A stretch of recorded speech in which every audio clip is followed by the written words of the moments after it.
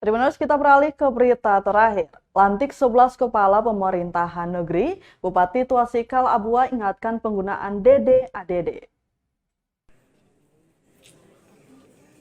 Bupati Maluku Tengah Tuasikal Abua kembali melantik sebanyak 9 kepala pemerintahan negeri atau raja definitif dan 2 penjabat.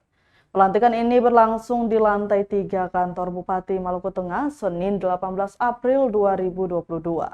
9 raja yang dilantik yakni di negeri administratif Maluku Bahtiar Tomia, negeri Manusela Marksion J. Eale, negeri Herlau Pauni Marta Anastasia Latu Herlau, negeri administratif Pa'a Mustafa Hulu Pa'a, negeri administratif Karluto Karayamin Rumah Melete. Kemudian negeri Yaputi Yurisman Tehuayo, negeri Liang Tasmil Samual. Maksud kami negeri Liang Taslim Samual, negeri Waru Hans Talaksoru dan Nikodemus Julianus Sahuleka dari negeri Haria Kecamatan Saparua. Sementara penjabat KPN yang dilantik PJ Tulehu Kecamatan Salahutu Hasan Lestaluhu dan PJ Tial Kecamatan Salahutu Fadli Tuarita. Dalam arahannya, Bupati mengingatkan para raja-raja SOA sejumlah persoalan dan dinamika penyelenggaraan pemerintahan yang dihadapi pemerintahan saat ini. Salah satunya adalah pemanfaatan dana desa atau DD dan alokasi dana desa atau ADD. KPN juga diingatkan untuk berperan aktif dalam menyikapi berbagai konflik sosial antar negeri. Selain itu, ia juga mengingatkan kepada para penjabat KPN bahwa dalam waktu 6 bulan agar segera mempersiapkan pelaksanaan pemilihan kepala pemerintah negeri yang definitif secara cepat dan lancar.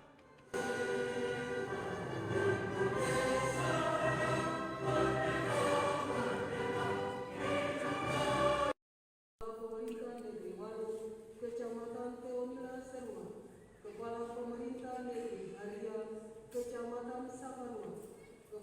Menyikapi berbagai persoalan dan dinamika penyelenggaraan pemerintah yang dihadapi pemerintah saat ini, maka pemerintah negeri diharapkan dapat mendukung pemerintah daerah dan merumuskan berbagai program pembangunan dan pemberdayaan masyarakat dengan melakukan terobosan-terobosan yang inovatif guna mendorong peningkatan kesejahteraan masyarakat dan kemandirian negeri dengan memanfaatkan dana desa maupun alokasi dana desa yang disalurkan oleh pemerintah pusat dan pemerintah sesuai dengan ketentuan yang berlaku agar terhindar penyalahgunaan pengelolaan dana desa dan alokasi dana desa.